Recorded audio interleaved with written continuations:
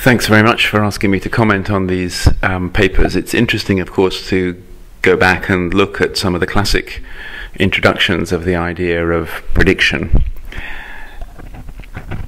and its role in our conscious experience of our own actions. And this is an area where Frith's contribution, of course, has been absolutely seminal. So I just want to make a couple of reflections, really, on Chris's excellent papers, which he's deposited in the conference. So the first point is the interesting thing that he says, that our experience of our actions and of our bodies, indeed, is largely silent. And I think this is true. We don't have a very vivid conscious experience of our own actions under normal circumstances. And I think that's been a problem in the field for studying sense of agency and consciousness of action, because you don't have the kind of vivid phenomenology that characterizes, for example, the visual field.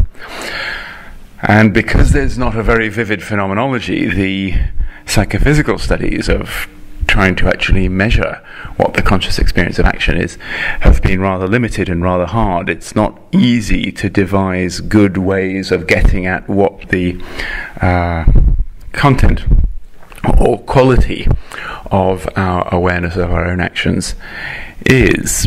Whereas I think, for example, visual psychophysics has been relatively successful as a project. So this phenomenal silence or phenomenal thin, elusive quality that the consciousness of action has is correct and is a scientific challenge.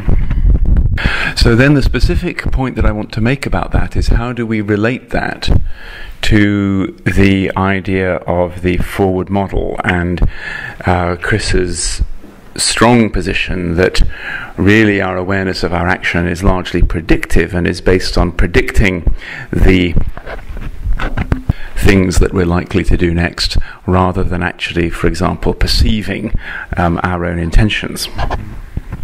So the problem here is really simply from the data. The studies which have tried to look at this point have not convincingly shown that we have strong conscious experience as a result of the predictive signals generated by forward models. So when people have tried to look at a few very special circumstances where you can isolate the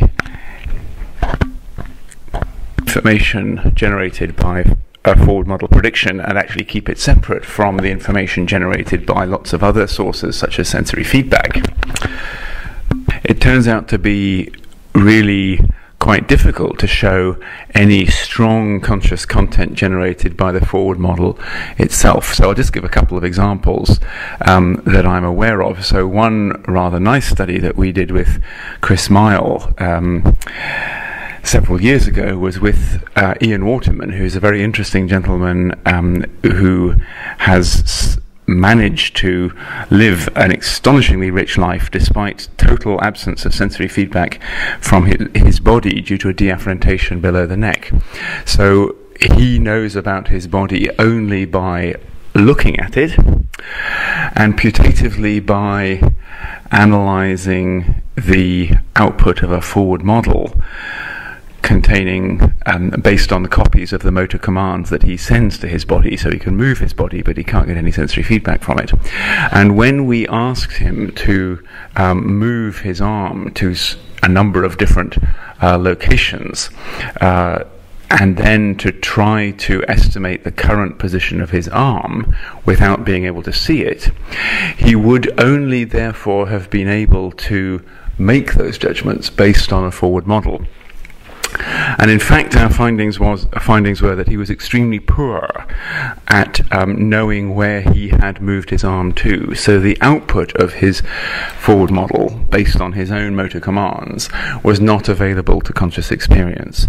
So I think that really raises the question of whether a predictive or forward model based account of consciousness of action can really explain why we're conscious of our actions at all. So I think there's no doubt that there are forward models, but one suspects that they operate below the level of consciousness, that they may operate for example, cerebellar loops for making motor adjustment, which can work largely unconsciously without our being aware of what we're doing. The second comment I'd like to make is really based on some of my own work, which has been looking at the sense of agency. So the sense of agency refers to the idea that I control my actions, and through my actions I can control events in the outside world. So it's this concept of operant or instrumental action upon the world, strongly linked, of course, to volition, but possibly something which can be measured separately. So you can measure the effect of your action independent of the experience of willing it. And there's often been this, or the dominant idea in the field in the psychology of agency is again based on Chris's work on the forward model. So this idea, which we see outlined in Chris's papers that he submitted to the conference, runs that when I make an action, I use the forward model to predict the likely consequences of the action. Then I use a sensory monitoring to see what the actual events that follow the action are, and if the predicted events match the actual events, then I know that I have just caused that event in the outside world, therefore I am the agent. So in the Frith model, agency is the default that occurs when nothing unusual happens, given the predictions that I would make about what should happen from the motor commands that I have just issued. So you don't really get a positive experience of agency, but you do get an experience of non-agency when something happens which you didn't predict. Now, clearly then the forward model and the capacity to predict the consequences of your own current motor commands is fundamental to the psychology of agency on that view. And we've wondered whether there's actually some other contribution which is coming not from the forward model but from the inverse model. So if you look at a standard computational model of motor control, like the one that I'm including in the figure that I'm attaching to this conference submission, you can see that when you have a goal, the first thing that the brain needs to do is to compute the motor commands that are necessary to achieve the goal.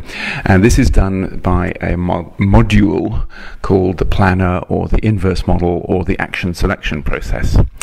And we've discovered recently that the way that the action selection process works can itself contribute to the feeling of agency. And that is clearly a process that happens before you've generated the motor command, or as you're generating the motor command, and definitely before the forward model, because the inverse model always precedes the forward model. And the evidence for this runs as follows. We set up a very simple experiment in which people see an arrow on the screen pointing either to the left or to the right. And if they see the arrow pointing to the left, they press a button with their left hand. If they see the arrow pointing to the right, they press a button with their right hand.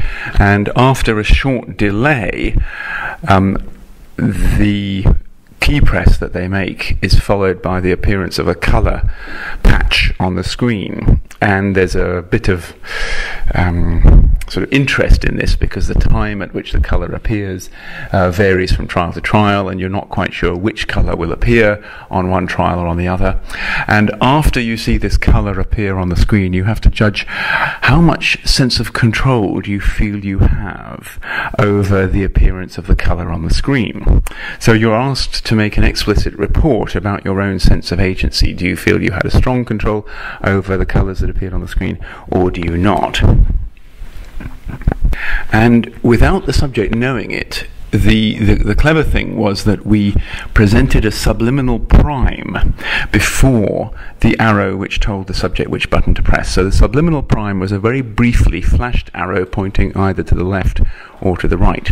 Now, when we gave a subliminal prime that was compatible with the action that the subject subsequently had to perform,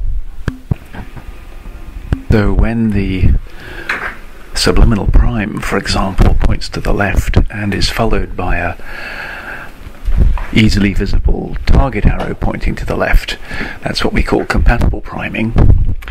And when the subliminal prime, say, points to the left and is followed by a easily visible target that points to the right, that's what we call incompatible priming. And in both cases, the easily visible target is something that the participant responds to with a key press, and they produce an effect, which is this color patch as a result. And the interesting finding is when we ask people to report how much control they have over the color patches, people report a stronger sense of control on a analog scale or a numerical scale between 1 and 8 or something. People report a stronger sense of control when they've been compatibly primed than when they've been incompatibly primed. So the point is that the subliminal primes are a way of either putting the intention into people's heads in advance or facilitating the intention to press the correct key, or alternatively, if the priming is incompatible, a way of sort of confounding or complicating or making difficult the intention to press the correct key. And the fluency with which you arrive at the intentional and at the action of pressing the key influences your sense of control. So if you get easily to the action that you actually make, you feel a strong sense of control over the consequences of the action. But if it's disfluent and complicated and, if you like, troubled, if selecting the correct action is problematic, then you feel a lower sense of control. So the priming then is working at the level of the inverse model. It's making the selection of the appropriate action either fluent or disfluent. And what our results show is that fluent action selection produces a strong sense of agency, sense of control, and disfluent action selection produces a weak sense of control. And this is quite surprising, because this suggests that the way in which the inverse model works, the way in which you select what action you're going to make, already has an influence over your sense of agency. And that's clearly something that's happening before you get to the forward model. It's to do with the way that you select the motor command that you'll use, rather than with predicting what the consequences of that motor command will be. So the interesting sort of supplement, I think, that we would add to Chris's work is that there's perhaps an additional level of prediction. It's as if just selecting what you're going to do is already a prediction of how it's going to produce the effects that it does. And this reminds me always a little bit of the experience that you sometimes get when you go into an examination as a student and you turn over the exam paper and you read the questions and you think, oh yes, I know what to do. And when you have that I know what to do, this feeling of fluency in the selection of your action, then that's a large ingredient, to my mind, in the sense of agency. Whereas when you think, you turn over the exam paper and you think, my goodness, I can't do any of these questions, then you're already out of control, and that's before you've even picked the pen up and started writing. That's before you actually are the agent of anything at all. So this sense of agency then is really prospective as opposed to retrospective. It's based on something that happens before you select the action rather than when you actually do the action. And it's clearly a sort of metacognitive feeling of how the action is going to work out. And I think it's interesting because it's happening at the point that you select the action, not at the point where you test the motor command and predict through the forward model. So really it's therefore an even anterior level of prediction, that if you get the motor command, if you select the motor command easily and correctly, then you just sort of assume that, okay, that's fine, everything's going to work out all right. So we've recently looked at how this works in the brain, and it seems as though the networks that were previously associated with the forward model and the judgments of whether you are or are not the agent over the sensory feedback of a particular action. For example, in the experiments of Farrer and Frith, which show that the angular gyrus in the parietal cortex is increasingly active as you, to the extent that you deny agency. So in the self-recognition tasks with joystick movement, where the participant makes a movement of the joystick and then sees a visual feedback of their movement on the screen and has to judge, was that your movement or not, the finding was that the angular gyrus is more active when you say it's not my movement, it's not me. So it's this negative sense of agency, this repudiation of agency. And that was identified with the match between the forward model and the sensory feedback. But we did a really an experiment which is again using the subliminal priming approach and looking specifically in the components of brain activity that are explained by the action selection process, not the process of matching against effects that occur subsequent to action, but just the action selection process itself. And the angular gyrus also seems to code for reduced agency when you just consider the contribution of action selection, just the inverse model, just the prospective component of agency, and not the retrospective judgment based on what actually happens. So the argument would be then that a lot of our sense of agency is not based on waiting to match the actual outcome of our action against our prediction, but just simply coming up with the solution to the action problem, just generating the action selection process itself. That already is giving us a feeling of agency. What does that mean about consciousness? Well, it means that the conscious experience of agency may be a sort of experiential metacognition which is read out from the process of action selection, from the areas that implement the inverse model, which we think is in the frontal cortex. So the simple model, which is shown in the figure, would suggest that the dorsolateral prefrontal cortex is involved in the action selection process, and it's involved, the activation of the dorsolateral prefrontal cortex can carry information about whether action selection is easy, fluent, straightforward, the kind of thing that the subliminal prime would help you to achieve, or whether it's difficult, disfluent, problematic, uncertain. That's exactly the kind of thing you get when you get an incompatible subliminal prime telling you to go one way and then an actual instruction telling you to go the other. So the dorsolateral prefrontal cortex will provide the action selection, and we think that that's actually generating this sort of experience of, oh yes, I know what to do, yes, I've got it. And that's monitored by the angular gyrus, so that when this process is disfluent and there's a conflict in action selection and it's difficult to know what to do, then the angular gyrus will show this increased activation, which is registered as a lack of agency, a feeling of being out of control. So the metacognitive process of monitoring frontal action selection processes is the source then of the conscious experience of agency or non-agency. So we try to show that in the figure, where the connectivity between these two seems to be essential to the experience of agency. So just to summarize, we do predict the consequences of our actions. We do so relatively silently. I think we clearly do that when we run our motor commands. As we make our actions, we're predicting their consequences. But even before we make the action, even just at the process of selecting what action to make, at the process of action selection itself, there is some sort of experience generated, which I think we are often conscious of, and it's this feeling of mastery, this feeling of, oh yes, I know what to do.